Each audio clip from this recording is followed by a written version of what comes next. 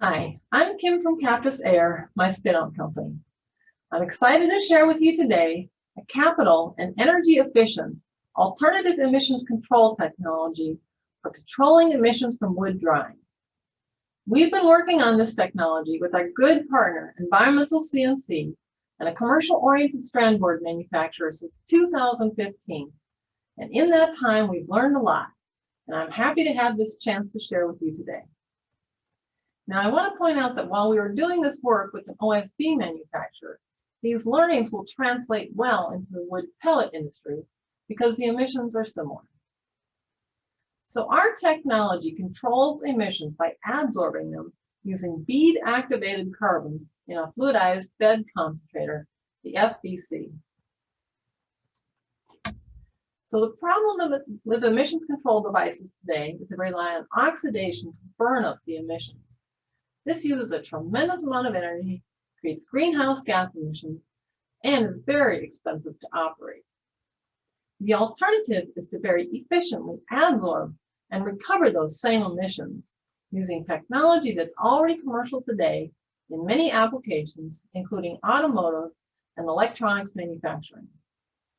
So what we want people to know is that our work indicates that this technology can help users to meet their air emissions control requirements, significantly reduce greenhouse gas emissions, drive down operational costs, and generate revenue by transforming what would have been pollutants into valuable byproducts. So it's good for industry, and it's good for our air. So the great thing about the FBC technology is that it's already commercial in many applications today, including automotive and electronics manufacturing. Here you can see they've already demonstrated good operational reliability and safety. For example, there are no large, heavy moving parts that have to be replaced or repaired. In fact, the only moving parts are the fans that move the air through the system. This technology is only new to wood drying, and for that application, Georgia-Pacific Chemicals has already filed 2 patent applications. So the FBC has already been recognized for excellence in environmental performance. Here you can see that Honda Motors of Alabama was recognized as Air Conservationist of the Year when they implemented the FBC, when they increased production. Now, before I describe for you how the technology works, I'd like to share with you how we estimated the value of this technology. And the value of this technology is primarily in the reduction of energy required to run the system. You can see the calculations here. I'd like to point out that these are industry-accepted calculations, and there's plenty of good references to which I can refer you to learn more about how these are done. My personal favorite is from the Institute of Clean Air Companies. There are also several very good calculators by which you can input your data, and they will calculate the estimated amount of energy required to run the RTO. There's one from the EPA, from Cyclotherm, and another from Captis Aire. But all these sources use the same basic calculation, and they use one central factor. That's the specific heat of air. The specific heat of air is the number of BTUs required to heat 1 pound of air by 1 degree Fahrenheit. And that's how we did our calculations. I won't go through these in great detail, but we used the specific heat of air along with the amount of air going through the system, the density of the air, and the temperature increase in the device. We also considered the energy efficiency of the RTO, which is actually a very efficient device. However, there are heat losses. Some of the heat goes out the stack. Some of the heat is lost by radiant heat losses through the surface of the RTO. And this is the heat that we have to pay to replace. We also considered and subtracted from the amount of energy provided by the very emissions that are being oxidized. So in this example, we're oxidizing terpenes, which have a lot of energy.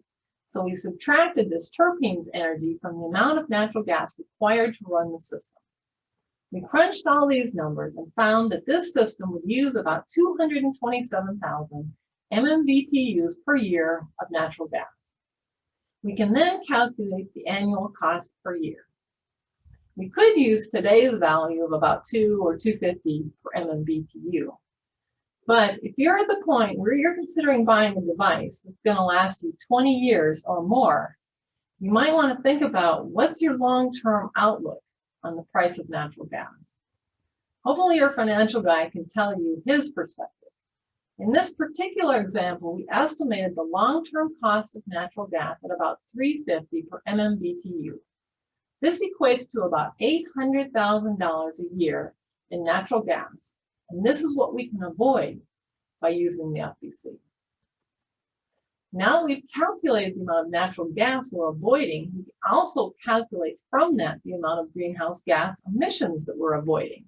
In this case, about 12,000 metric tons per year of greenhouse gas emissions. And if we can sell these carbon offsets for $5 a ton, that equates to $60,000 a year for carbon offsets.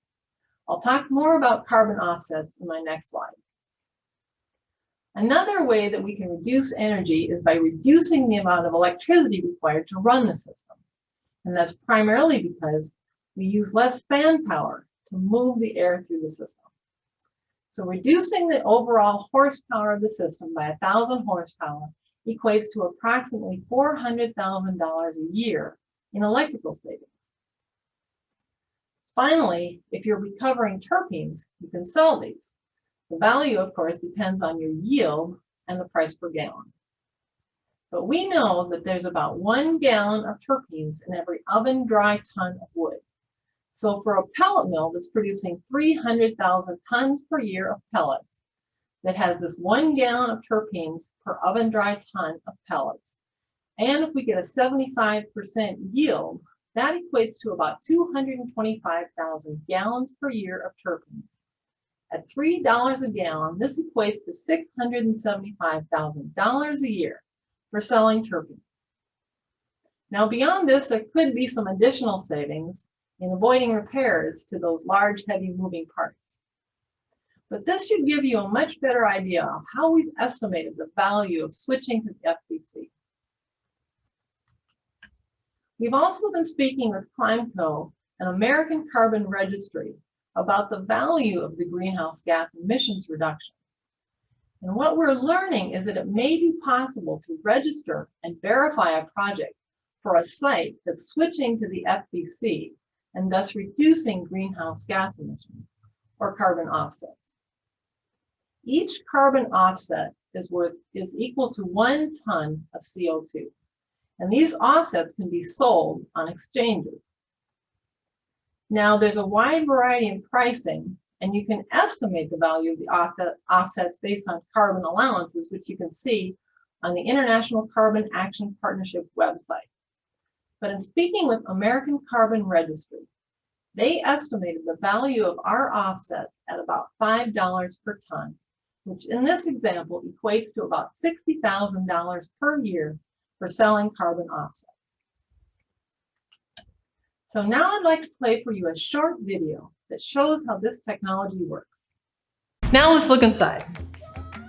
Process air containing emissions enters the adsorber. It passes up through a series of trays filled with activated carbon beads.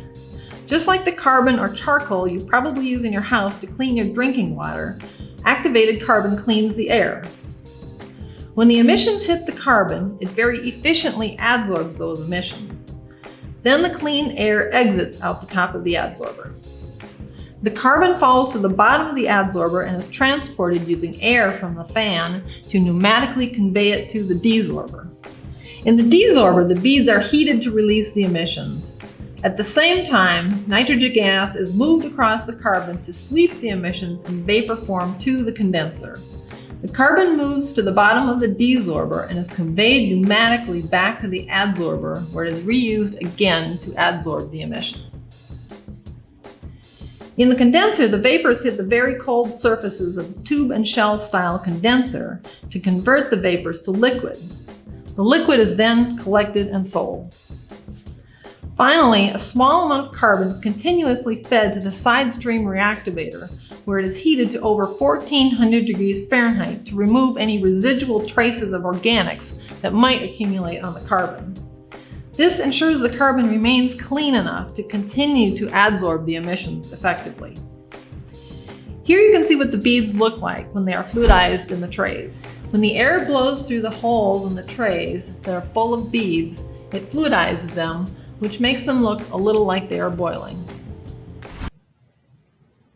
So what you just saw was recovery, but there are instances where the value of those recovered materials are low. In those instances, we can offer concentration and oxidation as an alternative.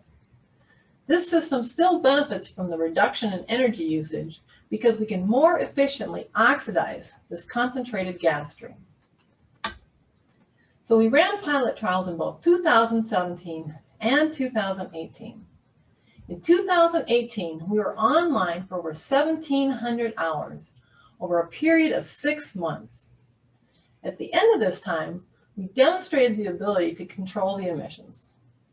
We did air emission stack tests with both John Zink and Aire, that's Advanced Industrial Resources. We demonstrated this twice in 2 separate testing events. Here you can see we demonstrated this 3 times in a row during each of the 3 one-hour tests. We also did a complete battery of stack tests. Here you can see again that we reduced the VOCs by over 90%. We also reduced the HAPs, that's formaldehyde and methanol, between 75 and 85%. And we reduced particulate from between 50 and 65%. We reviewed these results with 2 state agencies and 2 experts from the EPA. In every discussion, agency personnel were supportive of permitting for a full commercial system.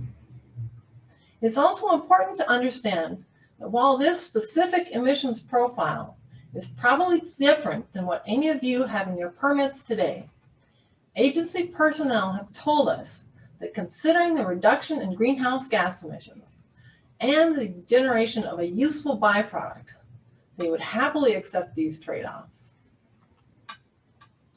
So in addition to controlling the emissions, we also collected terpenes. Terpenes are in the sap of pine trees. So when we recovered these emissions, we recovered these terpenes. These terpenes are responsibly recovered bio-based materials, and they can be sold as fuels, fragrances, solvents, etc. So this map shows the many locations where this technology can be utilized. For instance, wood pellet, oriented strand board, and plywood manufacturing.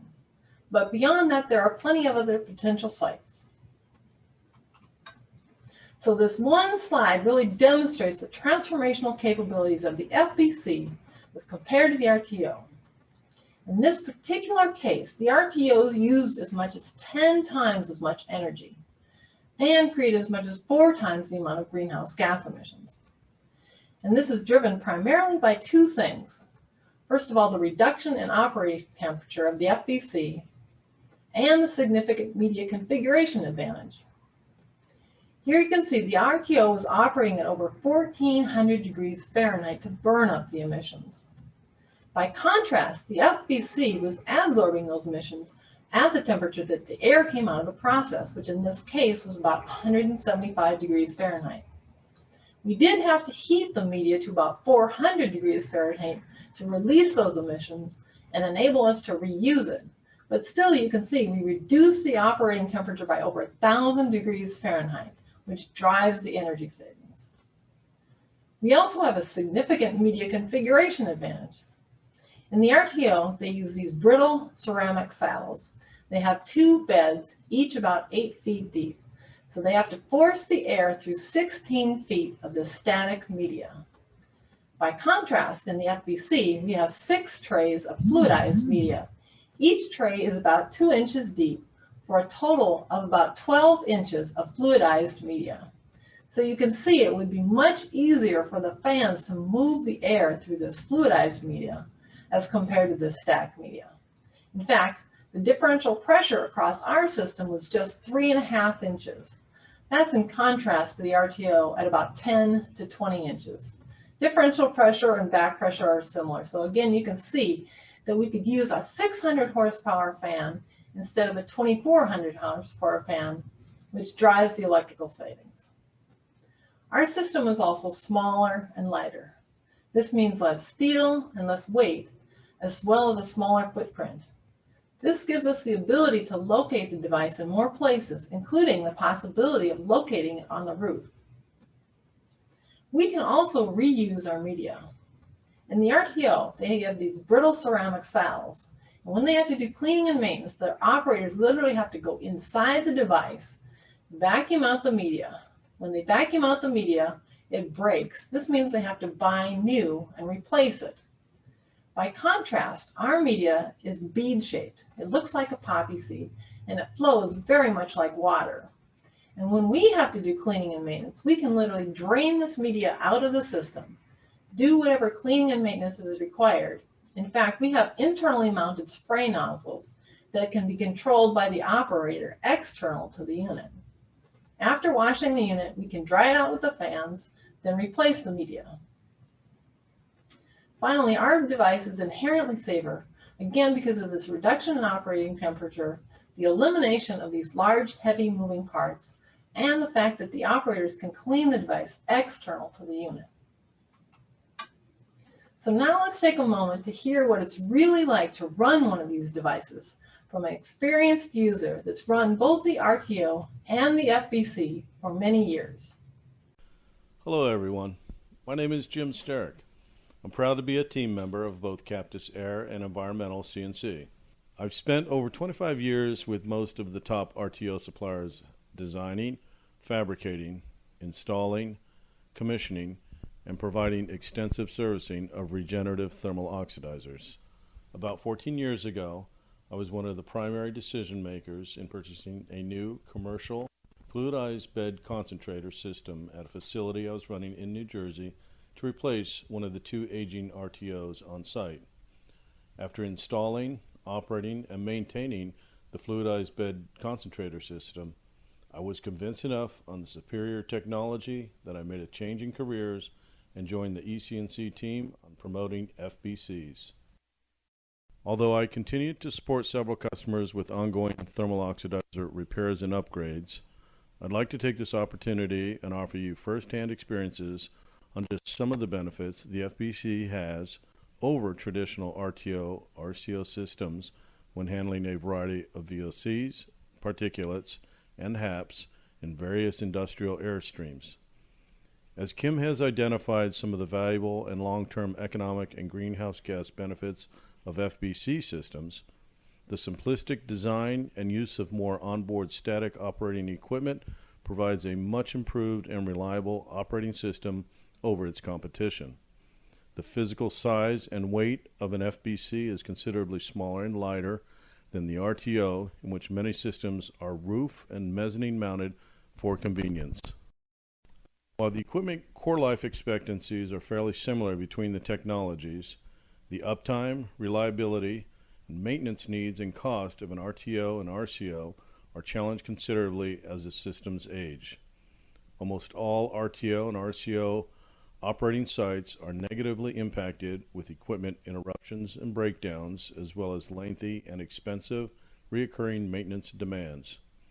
Because of so few moving and or smaller components that make up an FBC system, there are less items likely to fail. There are no complex cycling valves or critical seals that wear, and the high temperature combustion system components are greatly reduced. With a significant savings in operating costs alone, the maintenance requirement is also greatly reduced. This means less equipment downtime and costly manpower needs. Also, change out of any of the subsystems in comparison to RTOs are less expensive, less time consuming, and less demanding on plant personnel and contractor services. Because the RTO and RCO relies on a media source for thermal and destruction efficiency, most systems are loaded with a random saddle, monolith block, or expensive catalyst to accomplish this. Many site applications are plagued with expensive routine requirements to purge, wash, and even change out the media beds due to plugging or physical degradation of the ceramic media. This alone is a huge undertaking that takes time and manpower, which result in loss of production time and is expensive to accomplish. Processes containing particulate, alkali, and condensables such as phenolic resin, silicones, ceramic fluxes, or other inorganic materials can be quite destructive on ceramic beds. This causes higher bed pressure drops, increased main fan speeds, and loss of airflow volume from the process airstream. With the FBC system, all of the above failures are much more forgiving due to the fluidized carbon beads and internal open airspace design. However, if and when an FBC system does experience blockage due to particulates or tray blinding, the cost, manpower requirement, and time to achieve the cleaning is significantly less than any cleaning effort over traditional RTO media. Not only is the cleaning effort normally accomplished with a single person, no entry is required into the unit, and the process is normally accomplished in an 8 to 12 hour period before the process is back online. I hope that these few points that I have identified give you a better understanding of the many benefits that a fluidized bed concentrator system has to offer over traditional RTOs. Please feel free to contact any of the team members at Captis Aire and Environmental CNC with any questions regarding your application and how an FBC system can improve your capability with abatement needs. Thank you, and have a nice day.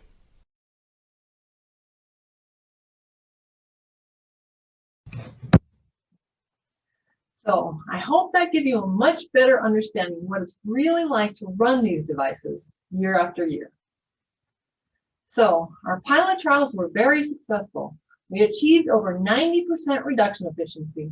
We collected terpenes, and we demonstrated good operational reliability and safety. Our final step to commercialization is to scale up to a full-size commercial system.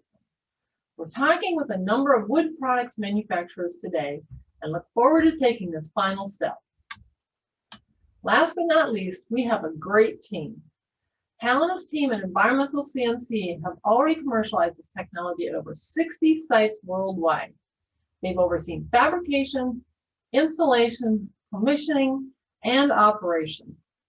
This team has the necessary capabilities, integrity, and passion to deliver. If you have any questions at all, please reach out to me. We're very excited and happy to share. Thank you so much for your time. Thank you.